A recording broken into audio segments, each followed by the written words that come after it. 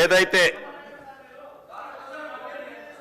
సభలో జరిగిందో చాలా బాధాకరం, దురదృష్టకరం. అధ్యక్ష, ప్రధానంగా అధ్యక్ష స్థానంలో తమరు ఒక దళితులుగా ఆడ కూర్చొని ఉండగానే ఒక పక్క సీనియర్ సభ్యులని చెప్పుకునే వారు మీ మీదకి, ఇటు పక్కన ఒక మంచి చట్టాన్ని తయారు చేస్తున్న మా మీదకి వచ్చి ఈ భూభారతి 2024 చట్టం ఏదైతే ఉందో ఈ చట్టాన్ని ఆమోదింపజేయకుండా ఏదైతే ప్రయత్నం చేస్తున్నారో ఇది సమాజము సిగ్గుపడే విధంగా చాలా బాధాకరం. అధ్యక్ష, ఇటువంటి గుండాగిరి, ఇటువంటి దౌర్జన్యం, ఇటువంటి రౌడీయిజం ఈ సభలో జరగకుండా ఉండే విధంగా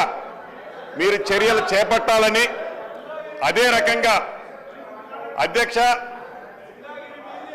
వ్యక్తిగతంగా రెవెన్యూ మంత్రిగా నాకు ఈ గడిచిన సంవత్సరం నుంచి నా మనసులో ఒక మనసులో పురుగు తొలుస్తుంది. అధ్యక్ష, ఇది నా మనసులో తొలిసే పురుగే కాదు అధ్యక్ష, యావత్ తెలంగాణ రాష్ట్రంలో ఉన్న కుంట 2 కుంటలు భూమున్న పేద రైతుల మనసులో కూడా ఈ మైండ్లో తిరుగుతుంది. అధ్యక్ష, ఉదాహరణకి ఆనాడు 2020లో ఏదైతే చట్టం చేశారో, ఏదైతే ధరణిని తీసుకొచ్చారో ఆ ధరణిలో జరిగిన తప్పులు తడకలు ఆనాడు ఆ చట్టాన్ని తీసుకొచ్చిన గౌరవ ఆనాటి ముఖ్యమంత్రి కల్వకుంట్ల చంద్రశేఖరరావు గారికి తెలుసు.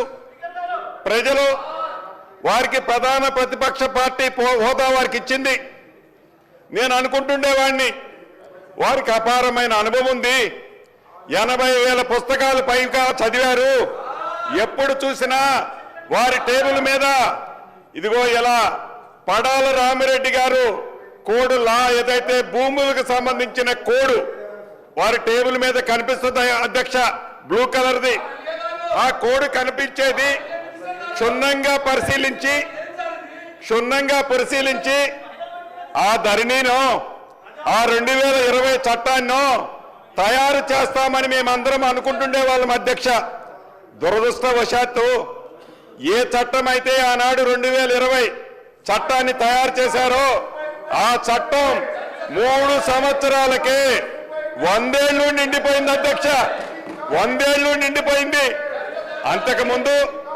అంతకుముందు ఇందిరమ్మ రాజ్యంలో చేసిన చట్టం 1971 చట్టం ఏదైతే ఉందో 49 సంవత్సరాలు ప్రజలలో ఉంది. అధ్యక్ష, 100 ఏళ్ళు ఉండాల్సిన చట్టం కేవలం స్వార్థపూరితంగా వారి స్వార్థం కోసం తయారు చేసిన చట్టం 3 సంవత్సరాలకే 100 ఏళ్ళు నిండటం చాలా బాధాకరం. అధ్యక్ష, ఈరోజు కూడా అనుకున్నాను, గౌరవ సభ్యులు హరీష్ రావు గారు ఈ చట్టం గురించి పబ్లిక్ డొమైన్ లో పెట్టినప్పుడు, అనేక ప్లాట్ఫామ్లలో డిస్కస్ చేసినప్పుడు సుమారు 7 పేజీలకు సంబంధించిన అంశాలు అనుభవజ్ఞులని చెప్పుకునే హరీష్ రావు గారు కూడా సూచనలు ఇచ్చారు. అధ్యక్ష, నిన్న ఈ బిల్లుని అసెంబ్లీలో ప్రవేశపెట్టిన తర్వాత కూడా